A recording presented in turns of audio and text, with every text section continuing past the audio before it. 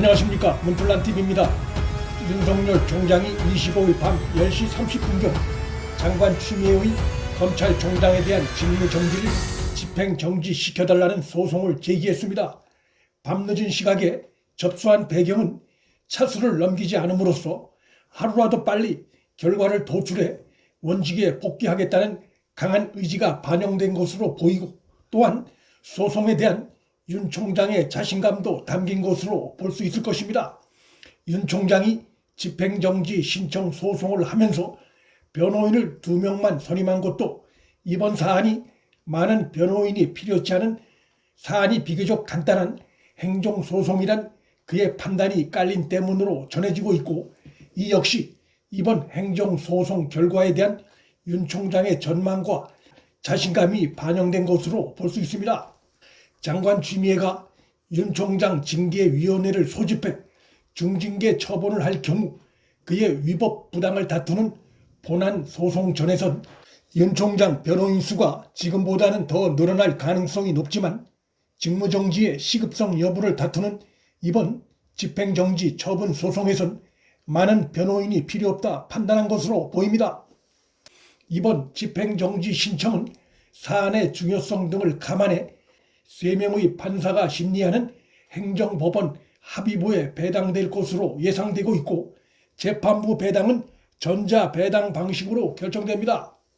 그 결론은 양측에 대한 한 차례 신문을 거친 후 내주 중엔 결론이 나올 것으로 예상되고 있으며, 내주엔 윤 총장이 검찰총장 원직에 복귀할 가능성이 높게 전망됩니다.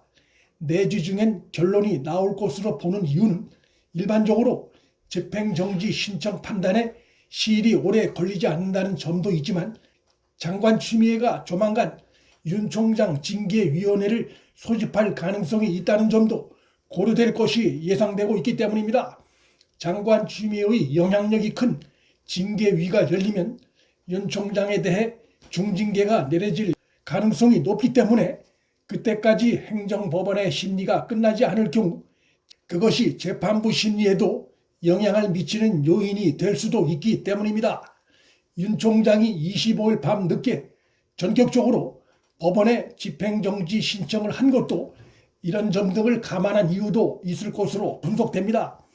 법원에 의해 윤 총장의 집행정지 신청이 받아들여질 가능성이 높다고 보는 이유는 장관 추미애가 윤 총장 직무정지와 징계 청구를 발표하면서 내걸었던 6가지 사유 전부가 추미애의 기습 발표가 있은 지 하루도 채 지나지 않아 사실상 무력화된 상황이기 때문입니다.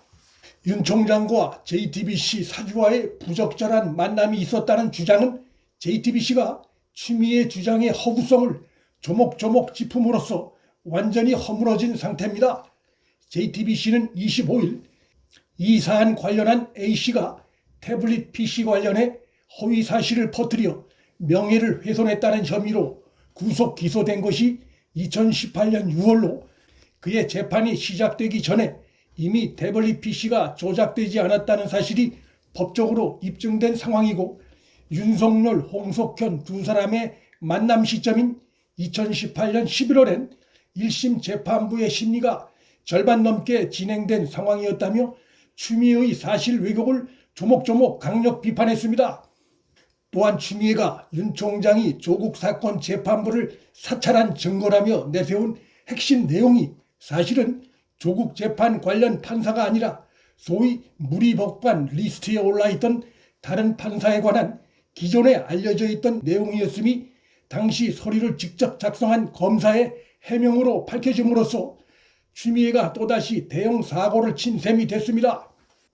추미애는 검찰총장 직무정지의 핵심 사유로 이런 문제를 발표하면서 당시 서류 작성 담당자에게 해명을 요구하지도 않았고 확인 절차도 거치지 않은 충격적인 사실도 백일화에 드러났습니다.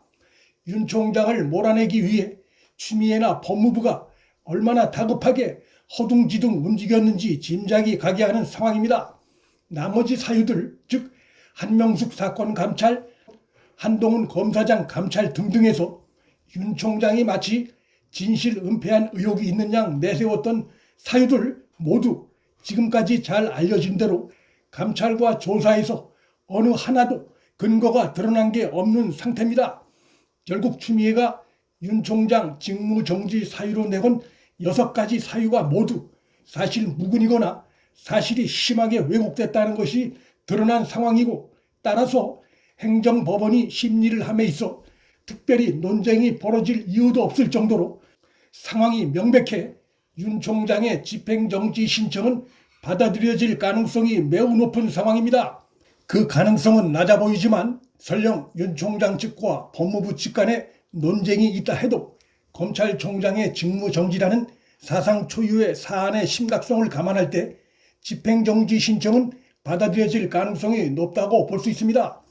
집행정지 신청이 받아들여질 가능성이 매우 높은 또 하나의 배경은 총장의 집행정지 신청을 기각하고 본안소송으로 넘길 경우 심리가 길어짐으로 인해 그땐 윤 총장의 임기가 이미 끝난 상황일 것이기 때문에 정치 권력으로부터의 검찰의 독립성과 중립성 수호라는 실익이 심각히 훼손될 수 있기 때문입니다. 행정법원에 의해 윤 총장이 낸 집행정지 신청이 받아들여지면 윤 총장의 직무정지가 일단 중지되고 징계 처분과 관련한 본안 소송 결과가 나올 때까지 총장 직무를 그대로 수행할 수 있게 됩니다. 이 경우 윤 총장을 직무에서 배제한 장관 추미애는 물론 배후에서 이를 승인한 대통령 문재인, 그리고 옆에서 이들을 거둔 집권당은 정치적 법률적으로 큰 타격이 불가피합니다. 현재까지 나타난 상황을 종합할 때 내주엔 윤 총장의 검찰총장 복귀가 확실해 보이고 대통령 문재인부터 장관 추미애 그리고 현 여권은 분노한 민심의 쓰나미 속에 본격 휘말릴 것이 전망됩니다. 인플란TV 여기서 마칩니다. 구독과 좋아요, 방송 공유는 방송 제작에 큰 힘이 됩니다. 시청해 주셔서 감사합니다.